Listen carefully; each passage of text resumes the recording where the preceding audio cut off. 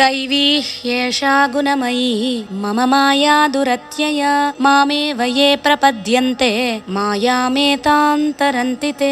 పరమాత్మకు మనకు మధ్య 3 గుణాలతో కూడిన మాయా అనే ఒక తెర అడ్డుగా ఉంది. అది ఉన్నంత కాలం మనకు పరమాత్మ కనపడడు. మరి ఆ తెరను ఎలా తొలగించాలి అంటే ఒకటే మార్గం, పరమాత్మను శరణాగతి కోరడమే. అప్పుడు ఈ మాయను దాటగలం. మరి ఈ మాయా లక్షణాలు ఎలా ఉంటాయి అంటే, మాయ దైవికమైనది, మానవ సంబంధం కాదు. గుణమయి అంటే ఈ మాయ 3 గుణాలతో కూడి ఉంది. ఈ మాయ సత్వరజస్తమో గుణాల రూపంలో మనకు ఆవరించి ఉంది. దీనికి ప్రత్యేక ఆకారమే లేదు. మమ మాయ అంటే ఈ మాయ ఎవరిదో కాదు బాబు, నాదే అని స్పష్టంగా చెప్తున్నాడు పరమాత్మ.